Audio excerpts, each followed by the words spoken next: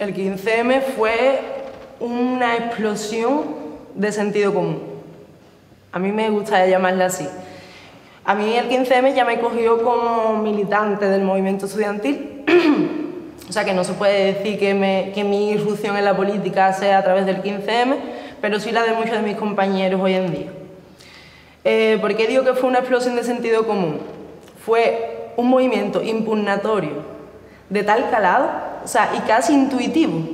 O sea, la gente realmente no tenía claro quién era su enemigo, no tenía claro cómo revertir los procesos que se estaban llevando a cabo, pero lo que sí tenía muy claro era que no iba a renunciar a los servicios públicos, que no iba a renunciar, siendo mujer, a poder decidir sobre mi cuerpo y que si quiero abortar nadie me lo puede impedir, aunque tenga 17 años. O sea, no se asumió que la austeridad fuera el único camino, no se asumió que la deuda era lo primero que se tenía que pagar y realmente fue un movimiento que puso en el centro de la cuestión pues lo que un poco venimos ligando, ¿no?, como un hilo conductor, intentando ligar desde Podemos, ¿no? Y es que el centro de las políticas, el centro de la vida son las personas y no es el mercado, esa cosa que parece que es como una nube abstracta que se mueve encima de nosotros, ¿no? El mercado tiene nombres y apellidos, son las grandes empresas, son los grandes lobbies que manejan al final las acciones de los gobiernos europeos, ¿no?, y los que imponen esa austeridad. Yo creo que el 15M vino a decir que no queremos eso. Yo creo que el 15M vino a romper con todo eso y a decir que otra cosa era posible, a decir que gente organizándose, viviendo en el día a día en las plazas, podía hacer cosas maravillosas. Impotente, eso es lo primero, impotente seguro, porque bueno, las estructuras institucionales son estructuras ya montadas que vienen funcionando de pues todos los años desde que se crearon, con funcionarios y trabajadores y trabajadoras que ya están en una inercia y en una manera de funcionar, con burocracia y con mecanismos que las personas que estamos fuera no conocemos y no sabemos a veces lo difícil que es poner algo en marcha. Luego, por la crisis económica tan importante que hay, el Ayuntamiento de Cádiz, por ejemplo, que es donde nosotros estamos ahora participando, pues es verdad que ata de pies y manos muchas ideas que se pudieran tener o muchas urgencias que se pudieran tener, como puede ser el tema de la vivienda o el empleo, y tener proyectos que pudieran mejorar la situación en esos ámbitos que no se pueden llevar a cabo y son absolutamente impensables porque no hay dinero, simplemente. Y bueno, y aparte, cuando eres un ayuntamiento, por el cambio o como lo queramos llamar, pero tienes un gobierno autonómico, un gobierno nacional e incluso una Unión Europea en la que se enmarca tu país, pues bueno, todo eso son cotos que se van poniendo a la autonomía municipal, que al final es muy poca porque existen leyes que le afectan, como estabilidad presupuestaria y todo este tema, y bueno, está todo atado y muy bien atado, ¿no?, para que sea muy difícil pues transformar y ir cambiando.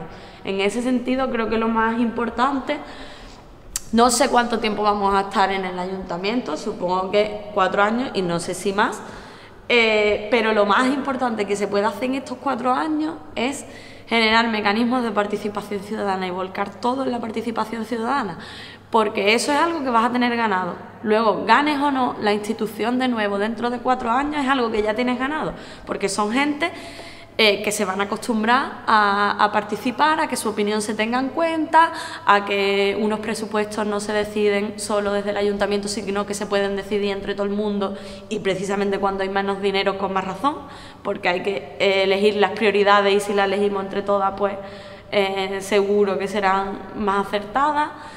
Y yo creo que la participación ciudadana es lo que hay que volcar todo para, al menos dentro de 4 años, no sentir esa impotencia de decir hemos transformado nada o hemos transformado muy poco. Por lo menos que hayamos transformado la ciudad, la gente, y que haya más gente participando de las que estábamos de antes o que nos consideramos activistas y ciudadanas activas. Ideal Sur nació en un taller de cocina que compusimos unas mujeres que estábamos dando un taller de costura, y empezamos como teníamos muchos días libres, porque casi todas somos paradas, entonces empezamos a decir, vamos a poner 1 euro cada una y vamos a hacer un menú. Ese menú, pues cuando terminábamos de elaborarlo, pues nos lo comíamos nosotros y echábamos la tarde. Hasta un día que yo vi a Mari, se acercó Desiree, que ahora es compañera nuestra, y nos dijo que se había enterado que con 1 euro comíamos casi todos los días, y que hoy, por ejemplo, tenía 2 hijos y no tienen para comer. Mi activismo político, yo he sido una persona que siempre he luchado mucho por mi trabajo, por mi casa, por mis hijos, por todo. Y cuando me jubilaron, pues fue lo del 15M. Entonces pasé por esa plaza del Palillero, vi tanta juventud allí que se había levantado. Eso me abrió un gusanillo en mi estómago y dije, pues este es el momento de empezar a luchar por Cádiz. He venido a la manifestación porque creo que debemos de dejar de considerar en Cádiz que el paro es un fenómeno atmosférico, porque al final estamos acostumbrados al paro como una cosa cualquiera, como si estuviésemos condenados solo por nacer en Cádiz al paro. En infantil se trabaja de una manera bastante interesante, que es lo de los rincones, ¿no? Se trabaja por rincones y es el propio niño o la propia niña la que escoge el rincón al que quiere ir, un rincón plástico, un rincón más musical, otro rincón de las fichas o de trabajo manual y otro de jugar. Y ellos van moviéndose, también tienen su asamblea, y todo eso lo interesante sería mantenerlo en los cursos de primaria, pero de repente se acaba infantil y se acaba esa forma de funcionar, que sería muy interesante mantenerla, y de hecho hay bastantes colegios que están innovando en su metodología, intentan trabajar por proyectos de forma mucho más global, pero no vamos a estudiar ahora solamente la suma, por ejemplo, sino vamos a hacerlo de una forma que ellos puedan entender por qué es interesante aprender a sumar. Pues lo hacemos relacionando la suma con otras cosas y así intentando motivar al niño o a la niña para que entiendan el sentido de estar aprendiendo lo que están aprendiendo. Soy de una generación que nos llamaron la generación X, que dijeron que nosotros, eso siempre se dice, ¿no? Siempre los jóvenes, es como una cosa generacional, de que los mayores siempre ven a los jóvenes, no los entienden, digamos, ¿no? Y ellos siempre ven unas cosas y los de ahora siempre va a peor. Yo no lo creo que sea así, y de hecho, más bien, si hacemos una comparación generacional, yo veo, hablamos antes del 15M, hablamos de la paz, de las luchas que está habiendo, de la ocupación, del movimiento antiglobalización. Más bien me parece que los que están intentando cambiar las cosas son los jóvenes. Y eso es la política. Lo que pasan es de la política institucional, que no sirve para nada. Lo que pasan es del juego democrático, entre comillas, que mandan los banqueros y los otros simplemente se turnan en el poder para hacer lo mismo, y lo que mande la troika en Bruselas. De eso sí pasan. Ahora, si hablamos de política de verdad y de cambiar las cosas, me parece que hay muchos jóvenes que están muy implicados en política, pero en política en sentido amplio. Nosotros, como sindicato anarcosindicalista, pasamos también de esa política, pero no de la política de verdad, de cambiar las vidas.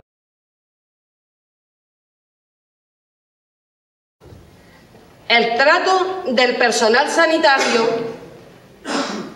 de guardas de seguridad, de psiquiatras, psicólogos, es denigrante y nos vemos obligados a denunciarlo.